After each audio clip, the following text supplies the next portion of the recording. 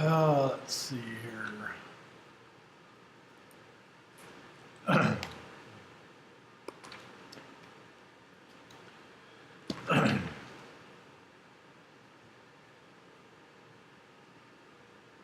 Chapter 3. No, we're not doing chapter. Oh yeah, chapter 3. We have elementary math function. What did we do last time? We did built-in functions. We learned about elementary math functions. So that's all chapter 3. So we're on chapter 4 now. Yes, chapter 4. Ah yes, manipulating MATLAB matrices. So, chapter 4. I usually wait a little bit before I start grading assignments in this class because I want to make sure that everybody has them done before I grade them so that I can grade them all at one time. Gives me the best view on how people are doing. That didn't work.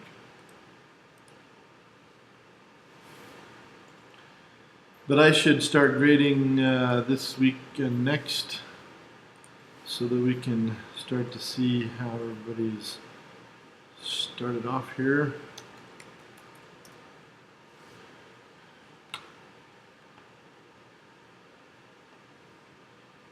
And we would be into this assignment this week.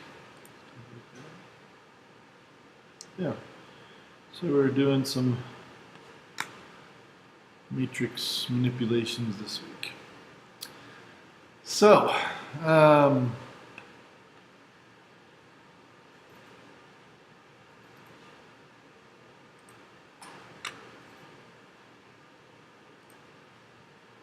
where's my MATLAB? There's my MATLAB. Okay. Chapter 4, manipulating matrices. So we've already learned how to build matrices in different ways, build a matrix of numbers or an array of numbers, however you want to call it. And we've learned a couple of different ways to do that. And there's one other way that they show us on page 118. Which is just it's kind of a clean way of doing it. They show this one where you do C equals, you put in your first square bracket, and then you put in your first numbers. They're doing -1, and they do a comma, 0, comma, 0. And you'll notice that they often put spaces after commas just to make things clean. It's not required. MATLAB doesn't really recognize spaces in its code. And then they go ahead and they press enter. And when you press enter and you enter, notice that it doesn't come up with the command prompt. The little double arrow thing doesn't come up. It's still waiting for you because it recognizes that you've opened a matrix but you haven't closed it yet. So then we can do 1 and 1 and 0. And you could even put in some spaces in front to make it nice and clean, so it looks like that, and that's perfectly fine. Just to clarify, we are on week 3 assignments, we're on chapter 4. That's correct, because the first chapter was just, just simple stuff. Yeah, that's correct. So the weeks in the chapters do not match up. That is correct. And then we could go ahead and do another one, another row. And do 1, they're doing 1, and -1, and 0 again, okay. And then 0, 0, 2. Great, and then we close that up with another square bracket, hit return, and then you've got your nice little matrix there. So you can organize them in a nice manner. You can do this in your editor window as well. You can do it in your M file as well. But you do need to make sure that at the end of each row, you need to put in your semicolon there and do not close the square bracket. If you close the square bracket, MATLAB immediately recognizes it as the end of an array, and they call it good, and you start over. So that's another thing you can do. You can also do a like a column vector or a column array, column matrix, whatever you want to call it. Again, all three of those things are used. Remember, so that you would have something like this.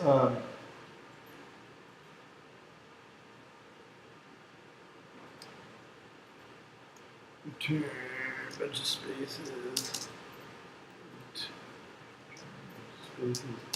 something like that. And you can do a column one like that. You can do a row. You can do a row vector like we've done before already. So it's not anything different. Other things that can be done that MATLAB recognizes how to do.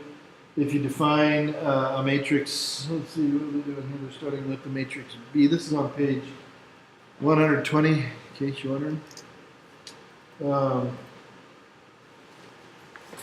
It's just not comfortable. This here is just not comfortable either. Got a lot of things to do. Okay. The height of this chair is funky, so you have to put your feet on something to make it comfortable.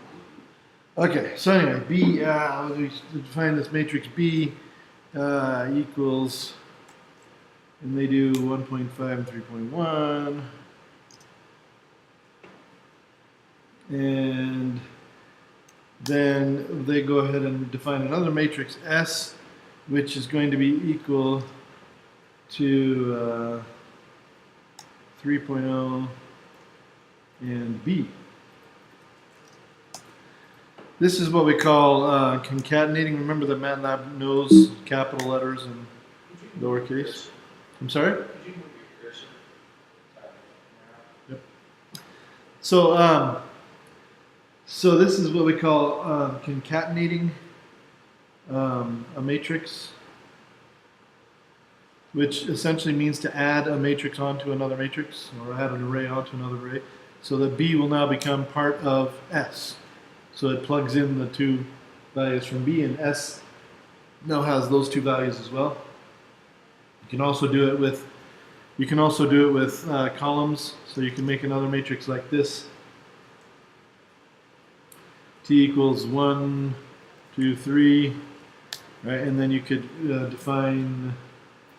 Well, we could redefine. In the book they use T, but we could say that T is actually equal to 1, 2, 3, and then put a semicolon in for the next row, and we could put in S there, and that would give us that matrix. It would just put S into the bottom of the second row of T, so that you've added something into each column of S.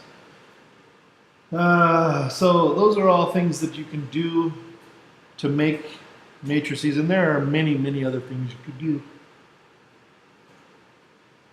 The world of matrix algebra is extremely versatile and complex. And hopefully you can see the usefulness of this. Really, the whole purpose of this is to be able to do large numbers of calculations at once. And not just what we've done so far, where we do the same calculation in every, with everything in the matrix. Multiply everything in the matrix by 5, divide everything in the matrix by 8, whatever. You can actually do individual things to individual parts of each matrix, and it can become very, very, very quickly done in a language like MATLAB that is specifically designed to work with numbers as matrices. So this I've already shown. Yes, sir. What did you put that semicolon in the matrix? Right here. Yeah. I put S right there. Oh, S. Yep, that's S. So S was the matrix 3, 1.5, and 3.1. Yeah. So it has this array of this 1 by 3 array, and I put that 1 by 3 array in the bottom row of T. Right? So just more things you can do, and then of course you can now go into S.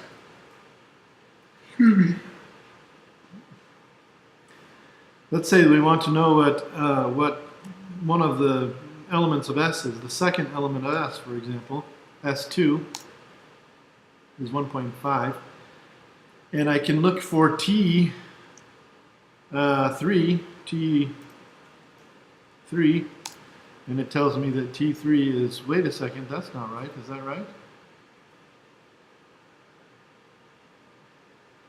Remember how MATLAB counts? How does MATLAB count?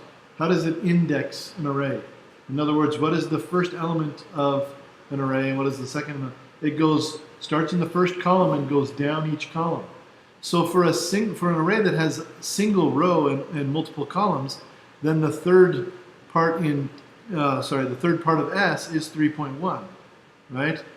Or the second part of S is 1.5 because there's only one thing in each column. But for something that has multiple columns, the first thing in the array is 1, the second thing in the array is 3, the third thing is 2, and then 1.5, and then 3 and 3.1, right? So that you have to be aware of. You have to be aware that MATLAB indexes its arrays down the columns, not across the rows, okay? That's very important to remember. But you can get past that by using multiple indices. So if I want to look at something that's in the first row, second column, I can do that. I just need to say 1, 2, and then it will take me to where I want to go. So that one happens to be first row, second column is 2, just like it shows right here. Right? So you can do that. First row, second column. And it's always rows and columns, which confuses people because then why does MATLAB count in columns if you say rows first? Well, it's a good question. It makes sense to some.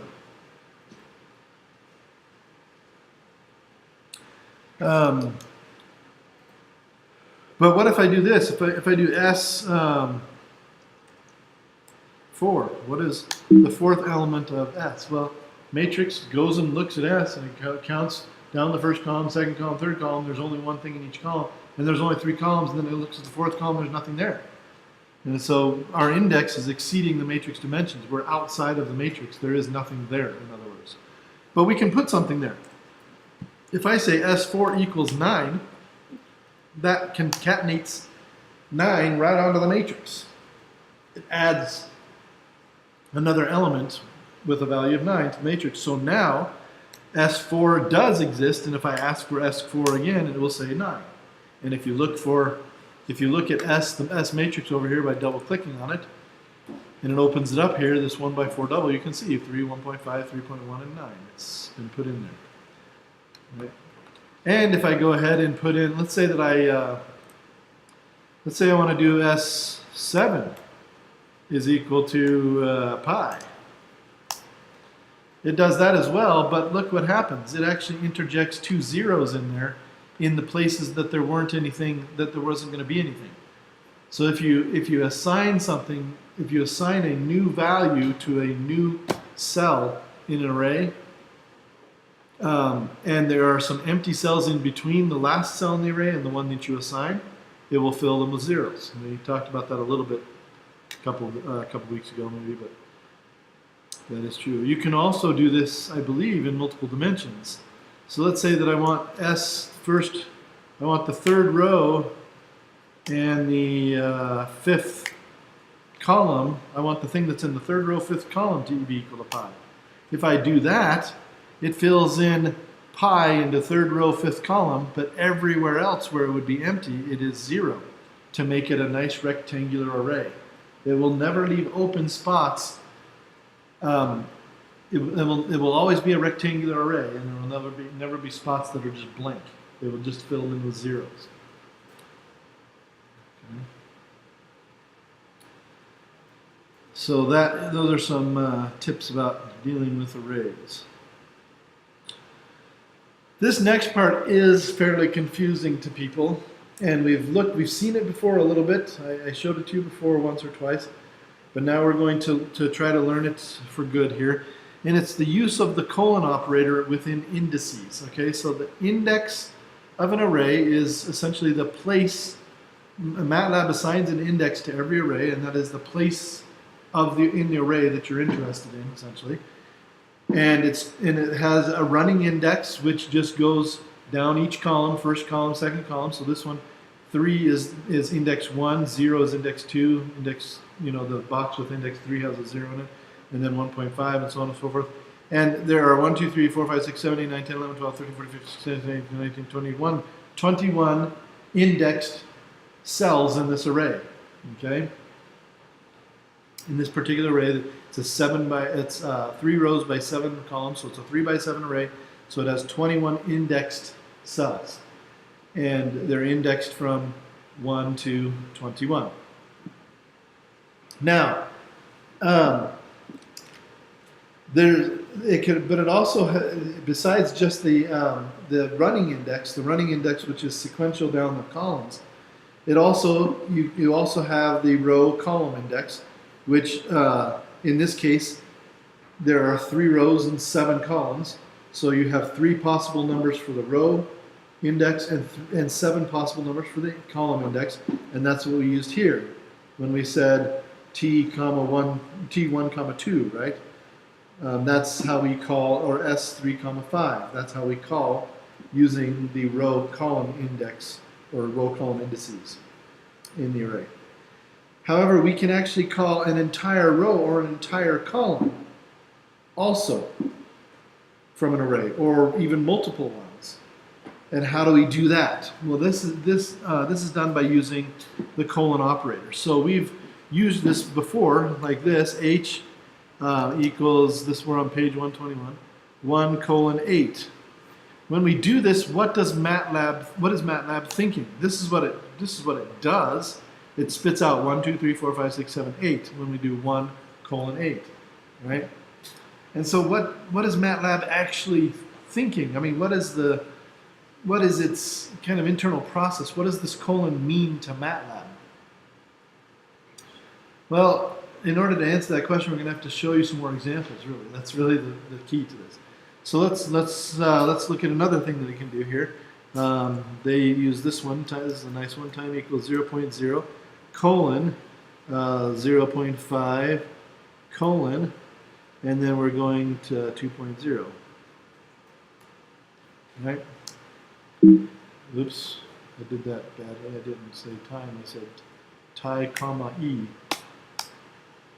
So in this case, what it did is it went from 0 to 2, and it did it in steps of 0.5. So we essentially, on the first one, it made this row of numbers from 1 to 8 automatically.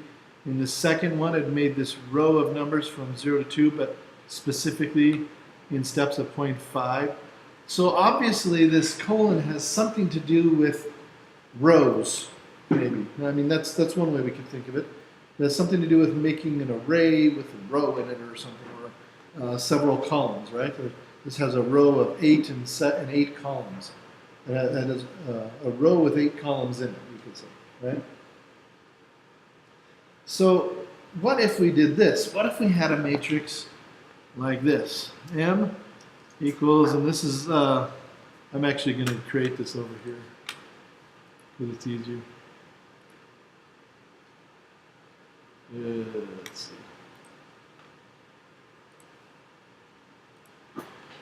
So what if I have an array like this that is got,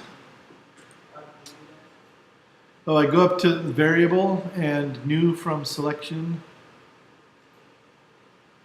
So I can also create just a new one, a new array. Either way, it works. But so if you just create a new numeric array, it's just creating a new variable up here. And so I'm going to do 1, 2, 3, 4. What are they doing here? 5, right? 5. And I missed my 3 apparently. Okay, and then this one is going to be 2, 3, 4, 5, 6. 2, 3, 4, 5, 6. Why is it not working? 2, 3, 5, and then 3, 4, 5, 6, 7. Okay, and that's going to be my new array. You could also do it like they do in the book with the square brackets and everything else. I just find this faster. And then I'm going to go ahead and close this out. And it's going to save it as S, looks like it's S1 over here. right? And if I click up here, I can actually change its name, I believe. No, maybe not. Can't remember how I can change its name up there, but I can also change it over here. If I just click on it here and call it capital M, I can do that as well. Now that's capital M. So now down here, I'm going to do some things with M. So I'm just going to call something. So when you just ask MATLAB to display something, we often use the word calling it. So I'm going to call something from M. And I'm going to put a colon here, and then I put a comma 1, and see what that gives me. And it looks like it gives me the first column, right? That's what it looks like it gives me. That's interesting. So how is this colon related to these colons up here? Because it is. In these colons up here, what we're saying is, MATLAB, I want you to make me an array with all the integers between 1 and 8. All the integers, 1, 2, 3, 4, 5, 6, 7, 8, including 1 and 8. In this one, we're saying, MATLAB, I want you to give me all the numbers between 0 and 2 in steps of 0.5, including 0 and 2, 0.51, 1.52. In this one, we're saying, MATLAB, I want you to give me all of the numbers that are in the rows, but only the first column. So this is like all the rows, that's what the column means, is all the rows indexed 1 through whatever, however many rows this matrix has, but I only want you to give me the first column of each row. Also comma. So the colon operator is a MATLAB, give me everything, and then I'm going to maybe give you some details, right? When we're creating these arrays up here, we're saying give us all these things, and it's always dealing with indexes. So if you just say H1 colon 8, MATLAB indexes by integers naturally. So if you do H1 comma 8 or 1 colon 8, it's going to just say 1, 2, 3, 4, 5, 6, 7, 8. Everything from 1 to 8 in integer numbers. But if you specify that you want to go half integers, it can do that. It just has to be told, because it doesn't do that normally. And then if you want to use it within an array, it will still do 1, 2, 3, 4, 5, 6 until it reaches the end of the matrix that you're talking about. But if you put the colon first, you're telling it all the rows.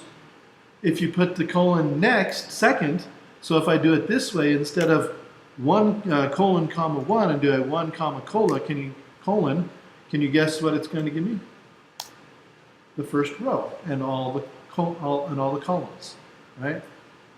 So this confuses people to no end, but really you just have to kind of learn to speak MATLAB speak, right? This right here means MATLAB, I want M, all the rows, first column. This one says MATLAB, I want the first row, all the columns, right?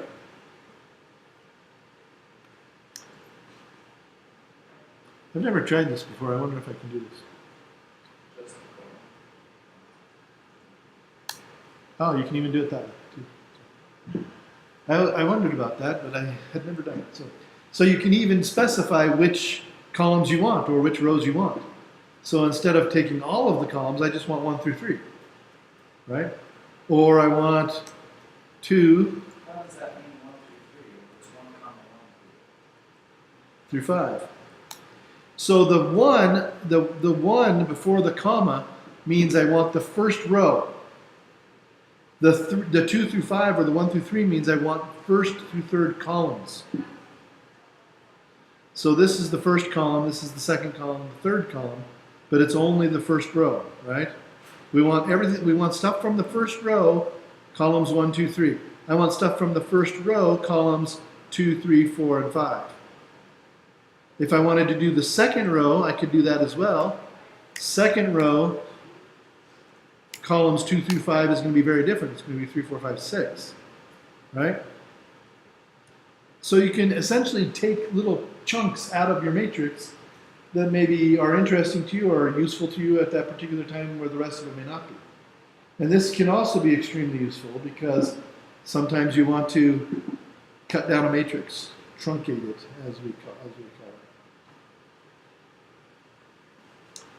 So this is the colon notation the colon operator. And there are many, many uses for it. And they actually show a couple of, oh yeah, here they show another one. If we want to do M, so they do 2, what if we did this? If we did colon, and then comma 2:5, that would mean all the rows, but only the columns 2 through 5, right? So it'll give me this matrix.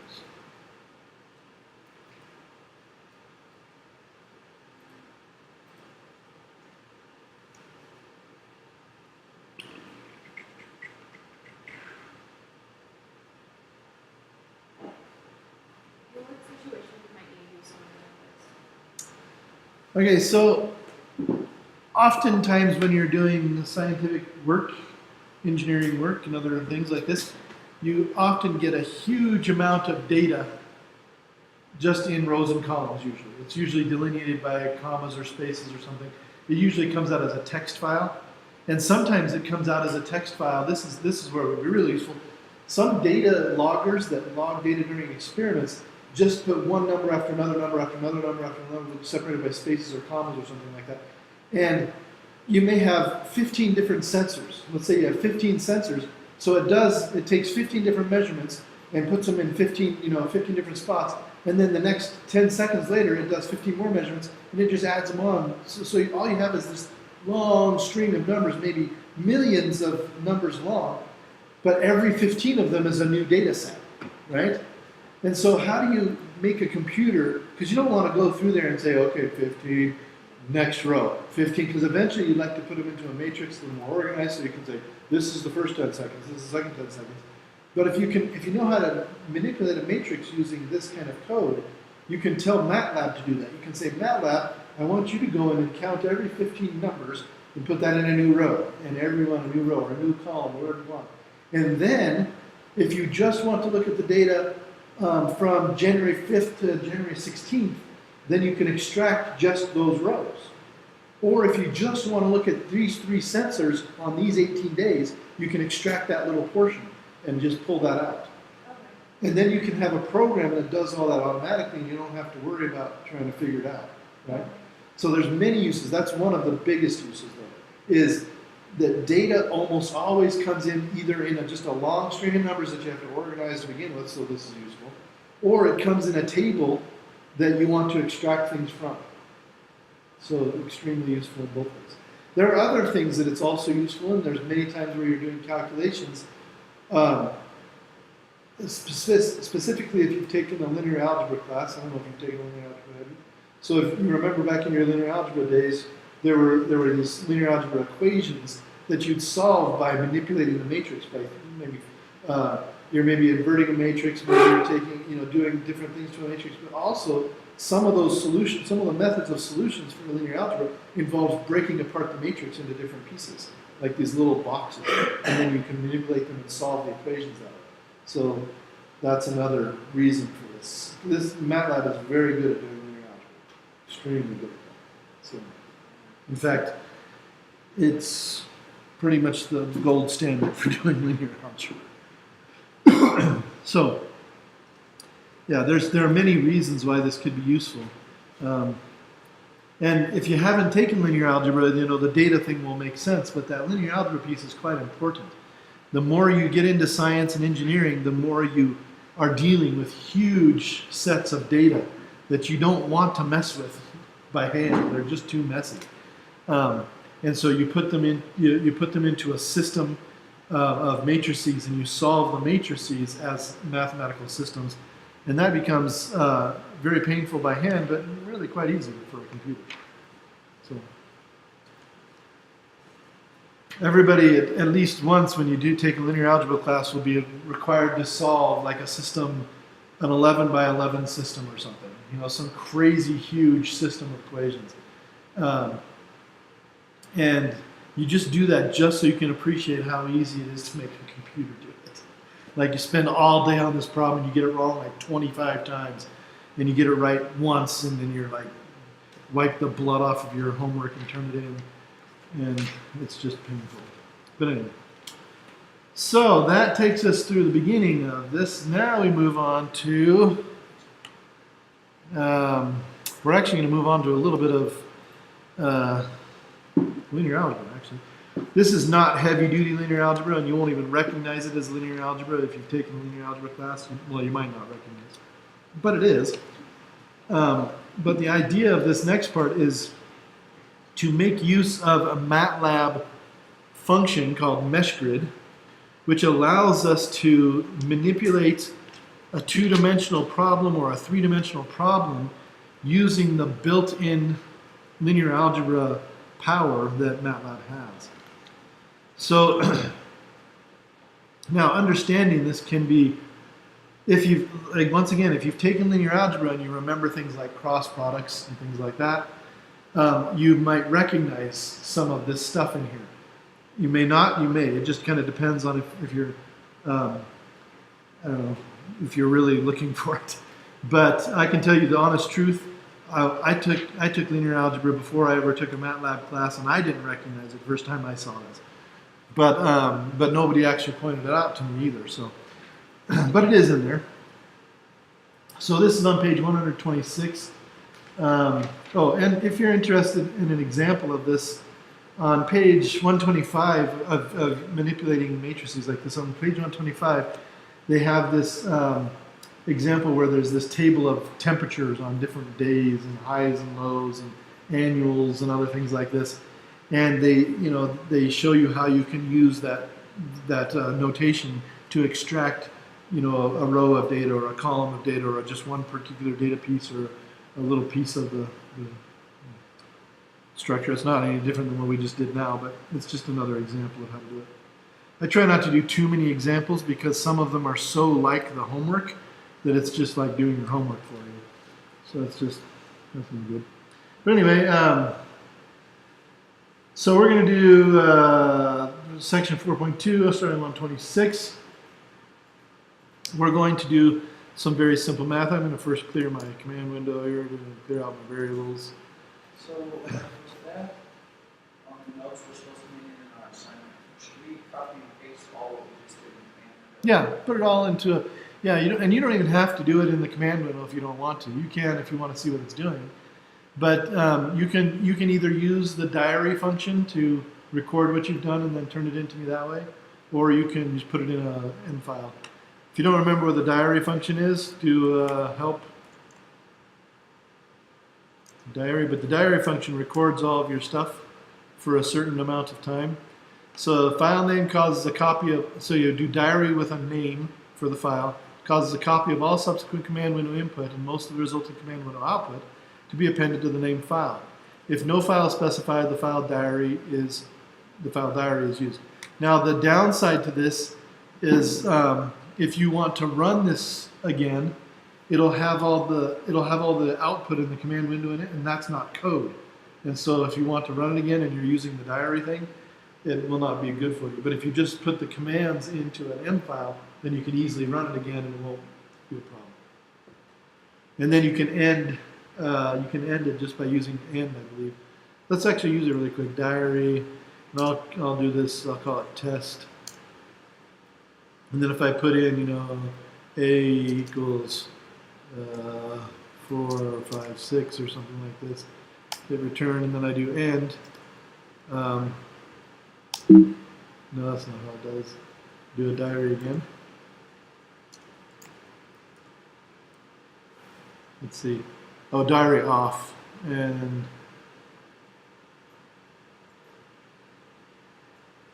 I guess I don't even have to do anything, but I can do diary off like that. And then it should save something in a thing called test over here. Right there. So if I open that up, there is that right there. So that's one way to do it, but you can also just put it in an M file, however you want to.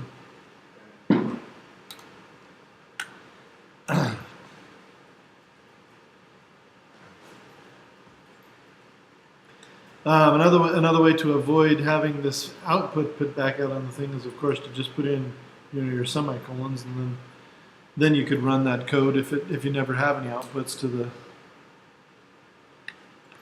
Let's see, does it actually, yeah, it doesn't show any command prompts or anything. It's up to you how you want to do it.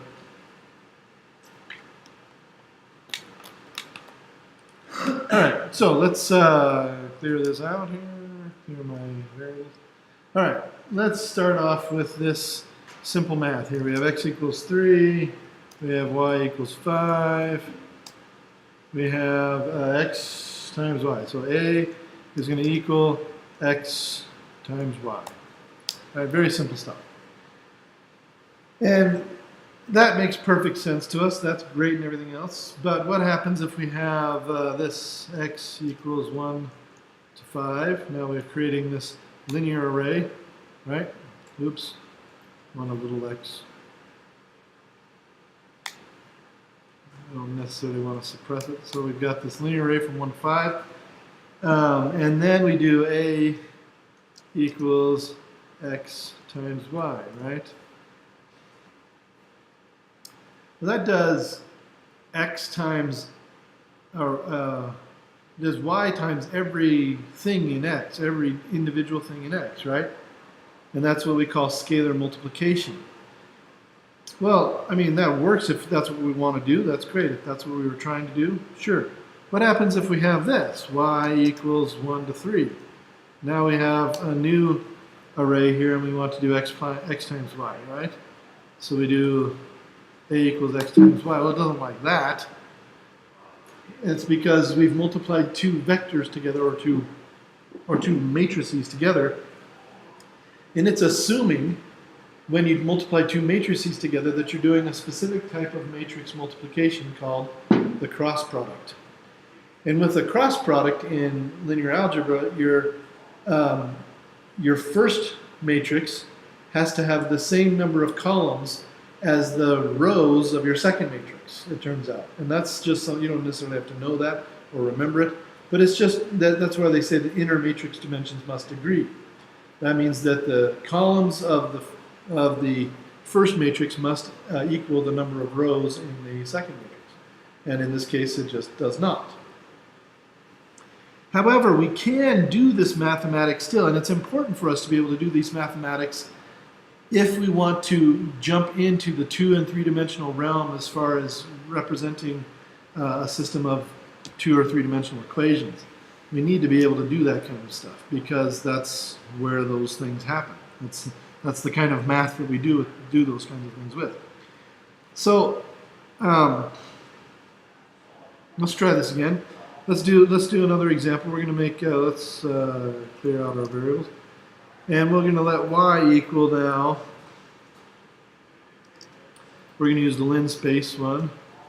Gives you the same kind of thing. But anyway, linspace, and we're going to do 1, 3, 5. So from 1 to 3, and we want 5 numbers in between 5 numbers from 1 to 3 evenly spaced. Like that. So it gives us 1, 1.5, 2, 2.5, and 3. And that's great. And now we can actually, I got rid of x, we need to put in x again. X was equal to 1 to 5 or something like that. Right. So now we can actually do x times y, it turns out. Well, no, we can't, not yet.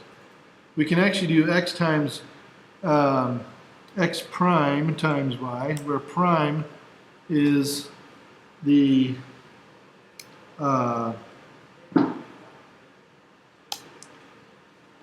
where the prime is the column version of x, right?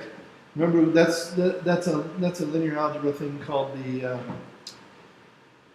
I forgot, but it's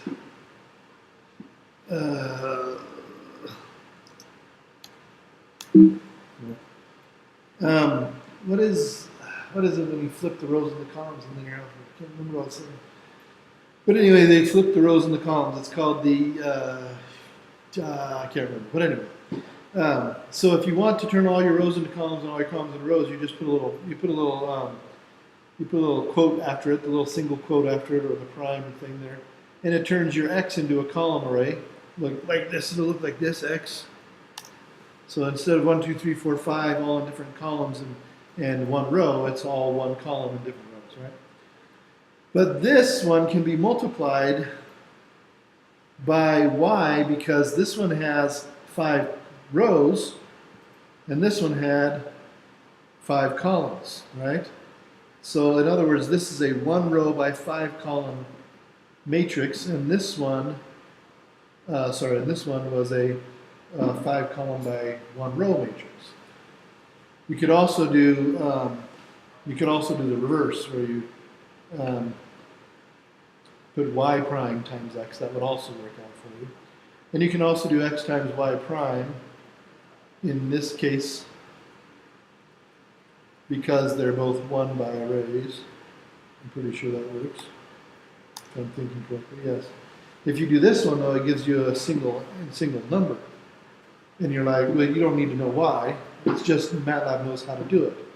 So all I'm illustrating for in these particular places, in these particular things, is not necessarily what happened with this. I don't want you to know why this became this and this one became this. I just want you to know that MATLAB knows what that's about, even if we don't. So but when we're doing two or three-dimensional stuff, we need an array like this. We need a bunch of numbers like this to make a three-dimensional graph of things. Why? Well, what does a three-dimensional graph of something look like?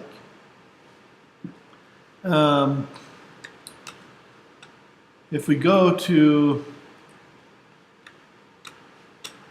we search this really quick.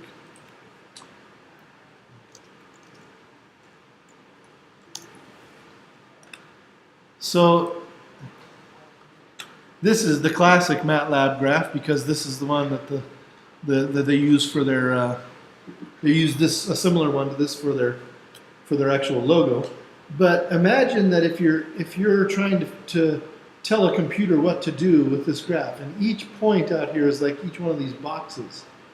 Essentially what you have to do is you have to have an array that says, in this box I want you to stay at 0, but in this box I want you to go down a little bit. In this box down here I want you to go down a lot. In this box I want you to go up a lot. So each box has to have a number in it, right? It has to have a number, either positive or negative. How high or low are you going to go? And that's going to give you a 3D plot. That's exactly what this kind of an array is. Each one of these boxes represents an area in that plot, and each one of these numbers would represent how high or low the plot is going to go. And that's why we need this array to create a three-dimensional plot. Because that's how the computer knows what to do. So we need to be able to do linear algebra, this kind of strange matrix algebra, but we don't necessarily need to know that we're doing it. It's kind of like we're going to do it, but we're not going to tell you that's what's really happening. And that's the idea behind starting to learn some of these things.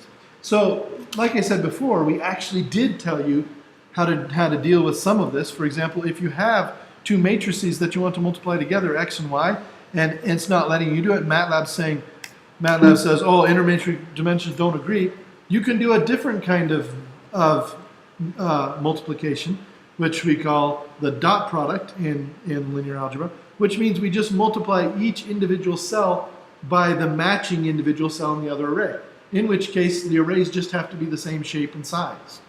So if you want to do that, we do, instead of x times y, we do x dot times y, and that gives you multiplying each individual thing by each individual thing, right? Now this is actually not technically the dot product. In MATLAB it's often called the dot product erroneously. The dot product in linear algebra is something different. We're, again, not going to really tell you about it. I'm not going to tell you what it is. But this is the dot times operator. We also do that for division. So if you want to just divide each individual thing and raising to a power and things like that. So we've already shown you that before, but this is why, is because of the linear algebra nature of MATLAB, it thinks multiplication is this other kind of product that's a little more complicated. Let's see here.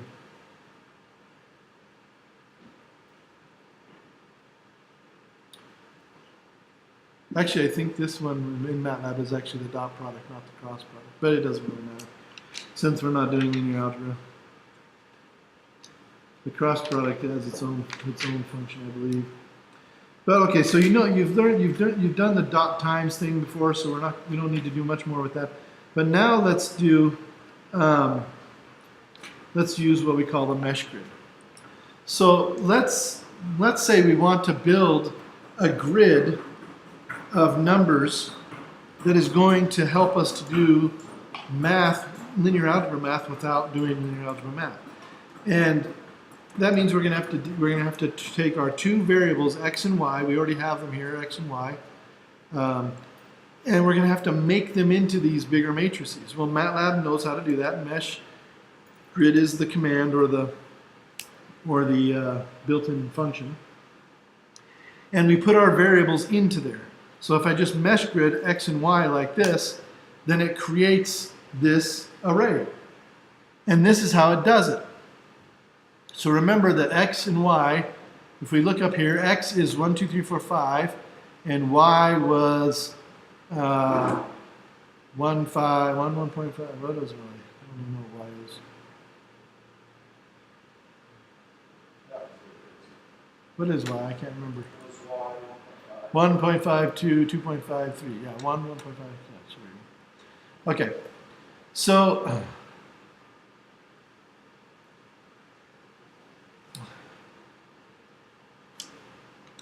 let's see, we actually need to do this differently. So instead of just doing mesh grid, we're going to do this. We're going to create a new array. We're going to create an array to put these answers into, because this is actually going to have two outputs if we do it properly. And we're going to call this new underscore x, comma, new underscore y. So we're going to put this into two different things in this new array, and this will give us what we want. So notice what happens here. We have 1, 1.52, 2.53, 1, 1.52, 2.53, and so on and so forth down the columns here. But when we did it up here, we had 1, 2, 3, 4, 5 across the rows. Well, remember we mentioned something about the rows having to equal the columns kind of thing? In the end, MATLAB, when it does math with these things, this new x and this new y, it's actually going to multiply like in linear algebra, but without us having to actually know that it's doing it. We're just going to be able to do it, and it'll be beautiful. It'll be great. And the reason I wanted to show you this is because it's put x into rows, and it put y into columns, right? So remember, the rows had to equal the columns, things. Anyway, that's the idea behind it. Understanding why that is not so important as seeing what it did here. What it did here is it just expanded all of the y's into, now the first row of new y is it's all one. It's all the first member of y, or the first index cell of y. And then the second row is all the same number, third row. And with the x, the first column is all the same, second column is all the same. So it's just expanded this variable into a grid that we can use now to build our grid for two-dimensional or three-dimensional stuff. Actually it's three-dimensional, four-dimensional, but anyway, in time and so on and so forth. So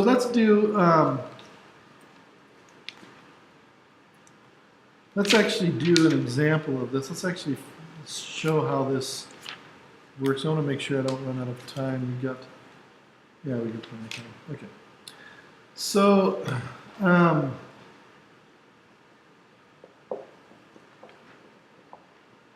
that's kind of boring. Well, okay.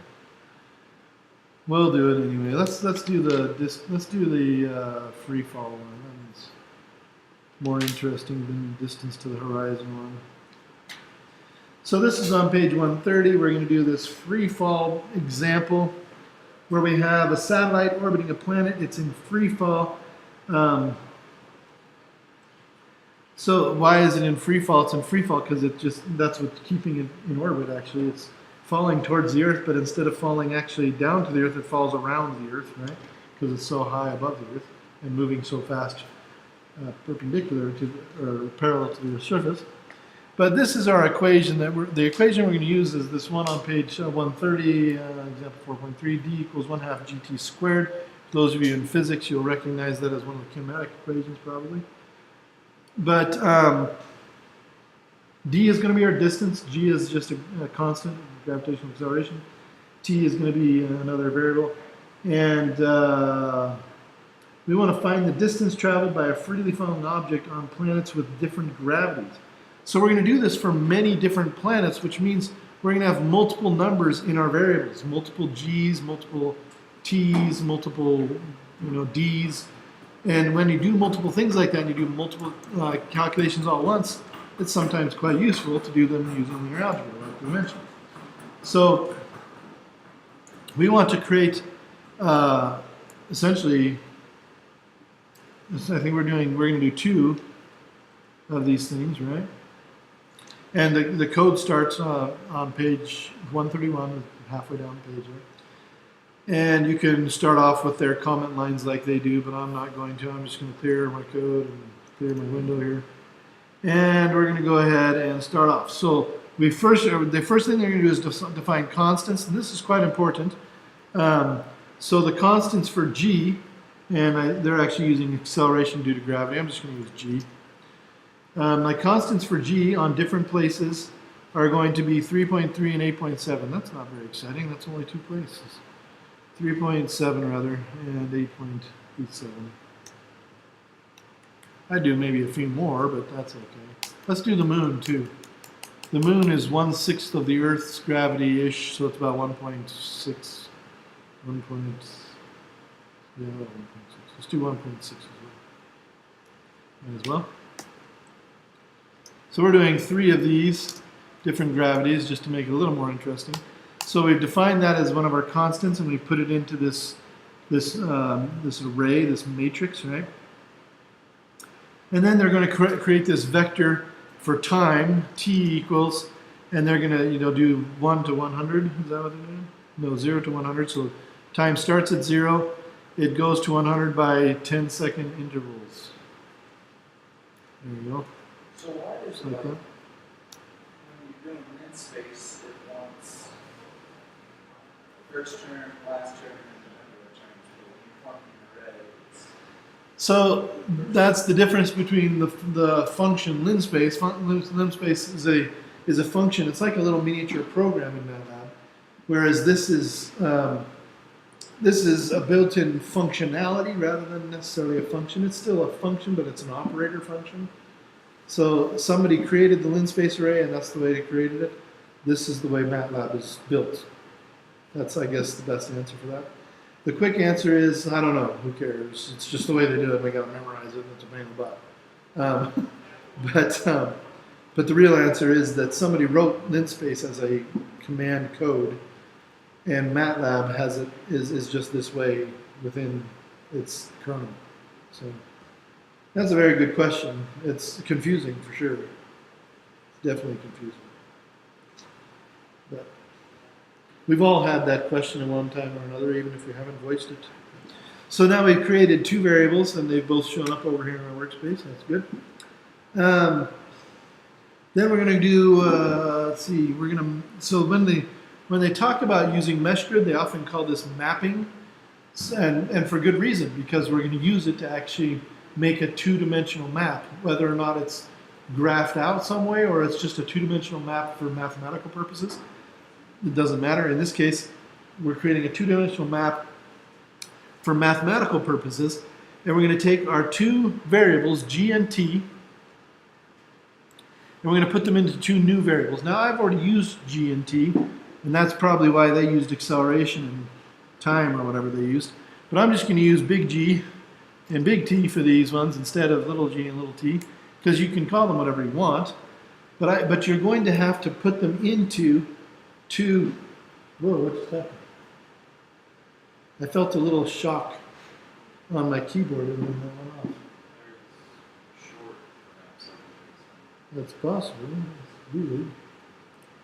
I have an electric person. That's another shock. What's going on? Why is this shocking? It's shocking. Probably because my feet aren't on the ground. I'm not grounded. I'm ungrounded in reality. Shh, what's going on? Okay, let's try.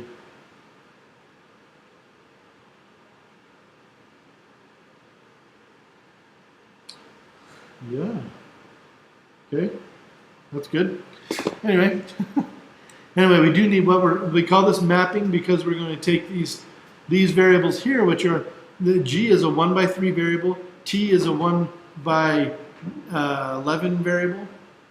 Okay, so, and you can see those numbers over here. G is a 1 by, or T is a 1 by 11 double. G has just got 3 things in it, right? So mapping those into 2 new matrices that are now going to be the same size, and they're both going to have a 3 in them and an 11 in them. We'll figure out, we'll see how it works out in the end, but it's going to happen.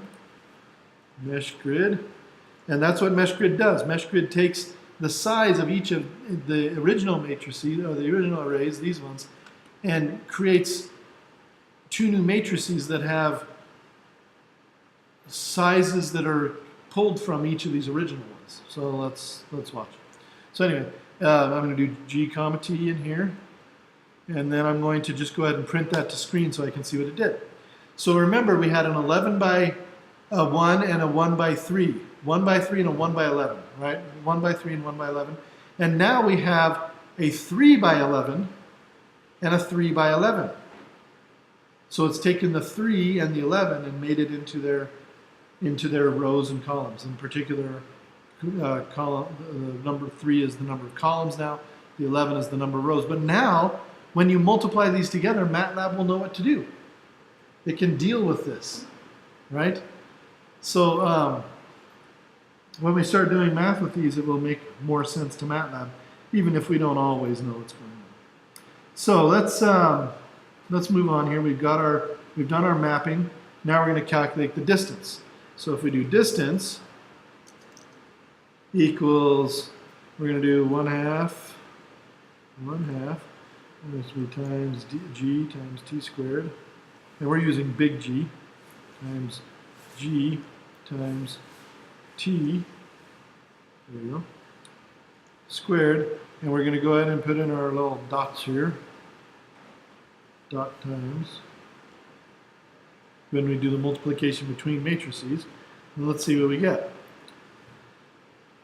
Now it's essentially multiplied out all these different possibilities in individual columns.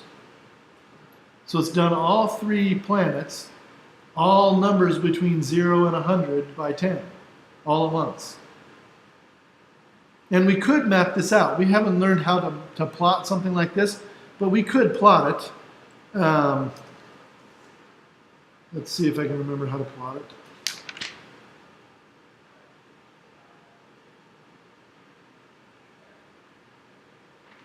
I can't remember.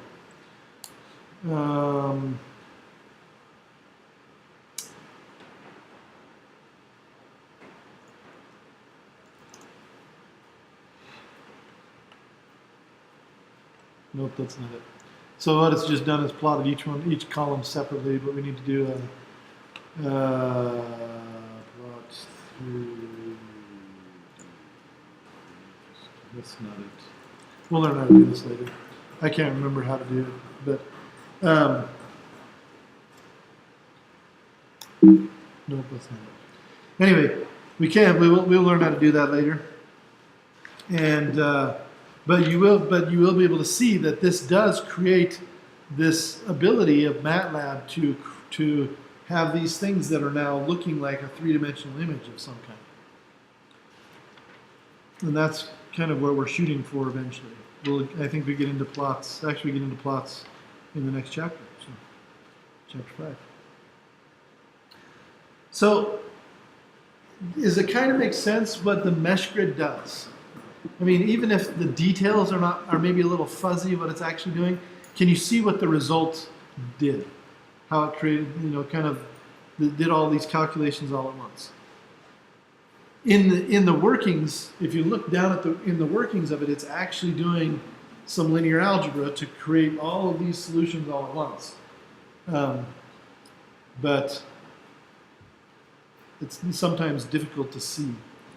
And what I really recommend for you is that as you're doing problems that require you to use mesh grid, require you to have these new matrices built from smaller arrays, definitely walk through one of these examples and try to emulate it, and look at each output on each step and see what that does, and try to make the connection yourself. It's not easy to explain, and it's not easy to see necessarily.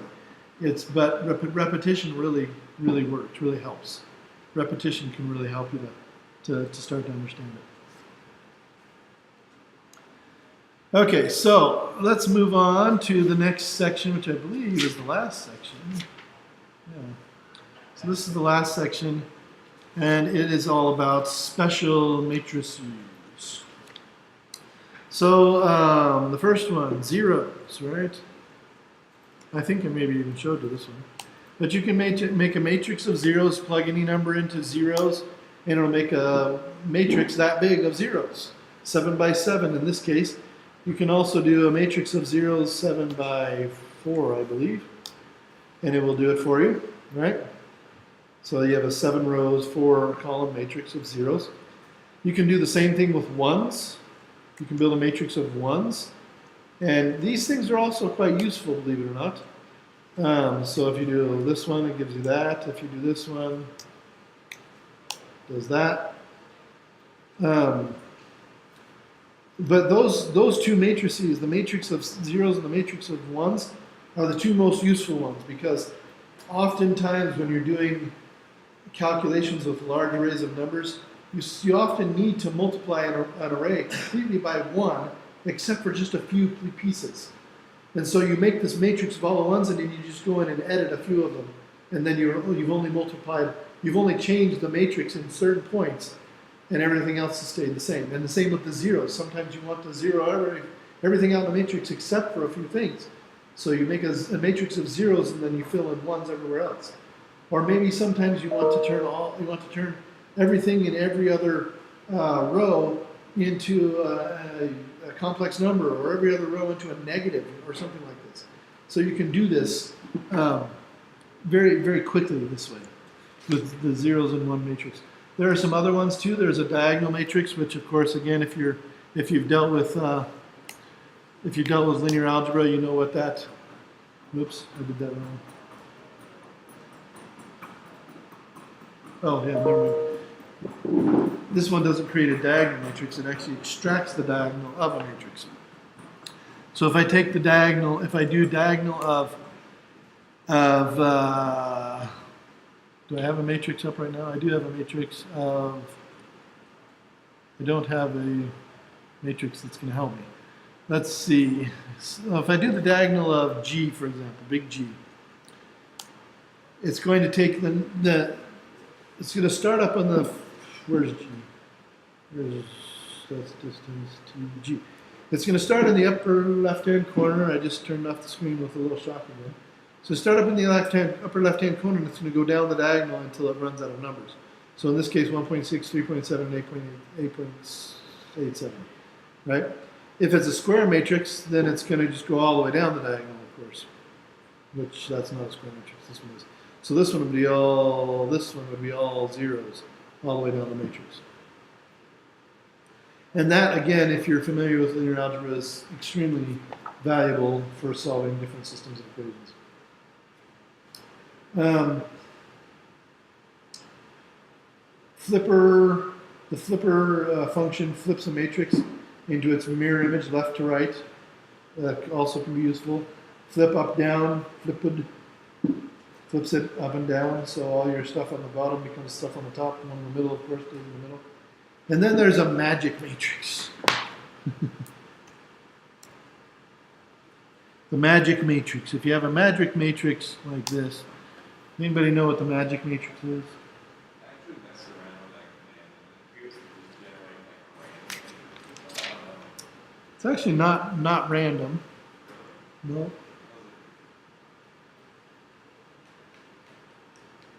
I love this. I love the explanation of this book. At the present time, there does not seem to be any practical use for magic matrices. We just put it in there because they're interesting. The sums of the columns are the same, as are the sums of each row. So if you add up all the rows, they all equal the same number. And if you add up all the columns, they all equal the same number. Not necessarily the same number of rows to columns, but this is what a magic matrix is. Let's see, is it true? Let's see, 16 plus 5, 21, 30, 40, 34, 18, 21. Oh, it is actually the same number of rows and columns. So it's, in this one, it's 34, right? And could you imagine doing a Sudoku that has, where they don't tell you what it's supposed to add up to, rows and columns? That's what magic matrices are. So if you just take out, take out a number in each row and each column at least one is missing from each row and each column, and then have somebody try to figure out what needs to fill in, not telling them what number it has to add up to. That would suck. Unless you had MATLAB. If you had MATLAB, you could probably figure it out. Because they've obviously got a algorithm for doing these. So anyway, they don't really know if these things are useful. Oh, and when you make the rows into columns and the columns into rows, that's called transposition. I just read it here. So that's the transpose, when you put the little quote mark after a matrix and it changes rows into columns, columns into rows. That's called the transposition. So anyway, those are all the, well, those are not all the things, but those are most of the major ways that you can manipulate matrices in very simple ways. And once again, you can see some great uses of these tools. I think it's not that hard to see how these tools will be useful. I would pay particular attention to building matrices very quickly using the colon method, and the colon notation, using things like the lin space we've used before, log space. Also concatenating matrices, building a couple of different arrays and combining them into a single matrix by, if you have a row matrix A, a row matrix B, a row matrix C, and making a matrix ABC that has all three of those rows in it, like we did at the beginning today. All those methods for building matrices are very useful, especially if you've been given a whole bunch of data or a whole bunch of stuff in some file and you need to make it work in the math on the computer. And that's about all we have for you today. We're done with chapter 4. And we're going to move on to chapter 5, plotting, next week. Plotting is where students have a tendency to get a little more interest in this because you see some actual results, some visual graphical results. I think it's kind of fun. We'll do some three-dimensional plotting. We'll do some animation plotting, some four-dimensional in time. We'll do different contour plots and different colored plots. And that's the beginning of a digital animation, essentially. Digital animation starts with mathematics. So we'll learn a little bit about that. Anybody have any questions before we break up this party? All right. We're done for today.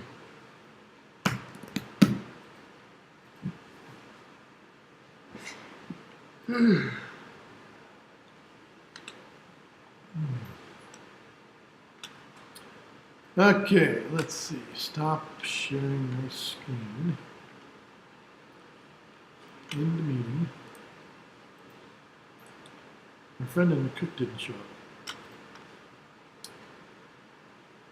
Then we need to end our recording.